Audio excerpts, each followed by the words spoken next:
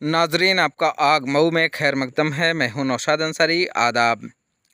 गांधी के उसूलों और आदर्शों पर चलकर समाज की खिदमत करने वाले गांधीवादी लीडर राजेंद्र अग्रवाल ने आज अपने इलेक्शन की कैंपेनिंग शुरू कर दी है।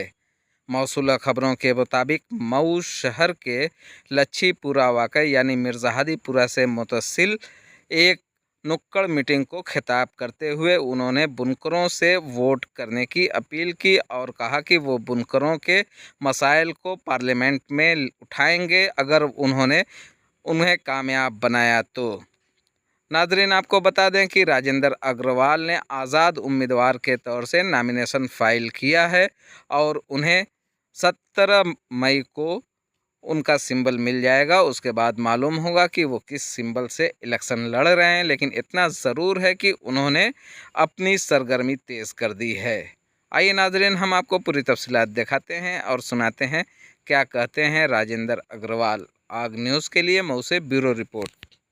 राजेंद्र साहब, बताएं आज किस तरीके का प्रोग्राम यहाँ आप कर रहे हैं? आज इस तरह का प्रोग्राम है, चुनाव का माहौल है, चुनाव में हर आदमी घूम रहा है, तो मैं अपने लोगों के बीच में जा रहा हूँ कि आप लोग मुझे देखिए, सामने से देख लीजिए मैं कैसा आदमी हूँ और मुझे पहचानिए।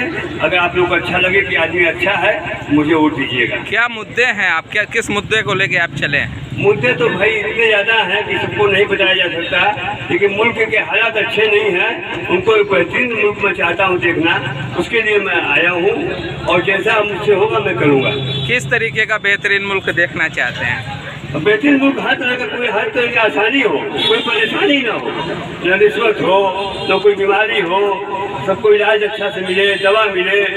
मोदी जी तो कह रहे हैं कि मैंने मुल्क को वहाँ पहुँचा दिया जब जिसको कभी लोगों ने सोचा नहीं था। मुझे तो ये लगता है, मैं 10 वर्ष में भी देखा हूँ मोदी जी को, मुझे तो हालात नहीं अच्छे लग रहे हैं। अगर हालात अच्छे होते तो मैं नहीं उतरता, मोदी जी कर ही रहे हैं, इसलिए मैं मुझको उतरना पड़ा कि मोदी जी नहीं कर पाए हैं, अब इनको अधिक समय नहीं दिया सकता। आप वोट के लिए आप कह रहे हैं कि मैंने अल्लाह की रस्सी को पकड़ लिया, क्या हकीकत है? अल्लाह का हाथ मैंने थाम लिया, अभी हाथ नहीं छोड़ सकता मैं, चाहे कोई दुनिया के इधर से उधर हो जाए।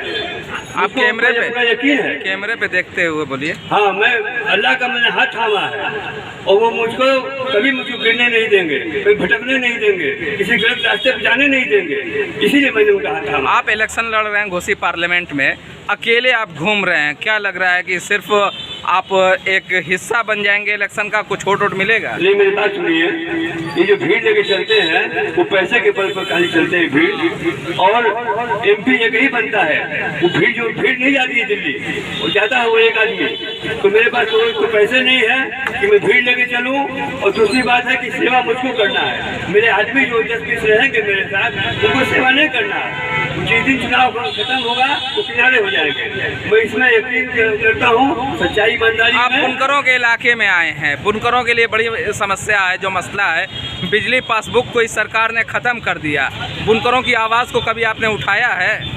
देखिए, जो अभी मेरे पास जो सामने मुद्दा है, वो जो जायज़ बात होगी मैं सब उठाऊंगा, उनकी बात, हर बात को मैं उठाऊंगा और उनको सहूलियत मिलनी चाहिए, आसानी मिलनी चाहिए, उनकी ज़िंदगी में दुश्वारी नहीं आनी चाहिए, उनके बच्चों के लिए, उनके बिजली के बिल के लिए, उनके पढ़ाई के लिए, उनके रहन सहन के लिए हर तरह की आसानी होनी चाहिए, मैं करूँगा।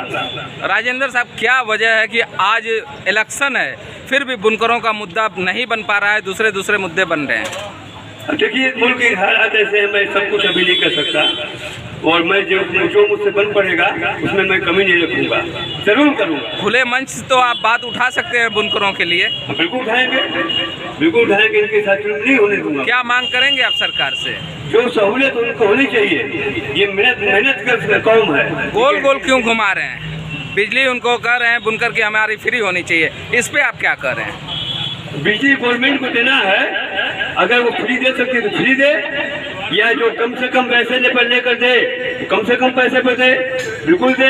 अभी आप गोल मोल बात करेंगे तो लोग कैसे आप पे भरोसा करेंगे? नहीं, देखिए, मैं गोल मोल बात नहीं करता हूँ। आप बुनकरों के लिए क्या करेंगे वो बताइए। बुनकरों के लिए जो बढ़िया से बढ़िया हो सकता है वो मैं करूँगा, और मैं गलत वादा नहीं कर सकता, इसलिए मैं ऐसा कोई वादा नहीं करूँगा जिससे लोग मुझे कहे कि बात झूठा आदमी था, गलत आदमी था, मैं ऐसा नहीं कर सकता। वोट के लिए मैं अपना ईमान नहीं बेच सकता। मतलब आप ये अपने आप को कहलवाना चाहते हैं कि मोदी की तरीके से कोई लोग मुझे झूठा न कहे।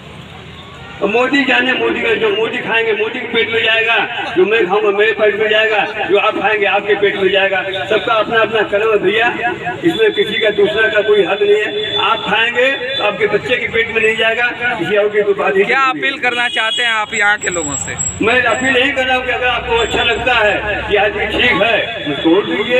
अभी केवल वोट की बात होगी, दूसरी बात मैं अभी क्या कर पाऊंगा, मेरे पास कोई पावर नहीं है। लेकिन अगर मुझे आप लोग चुन के भेजेंगे मैं जरूर आपके लिए करूंगा।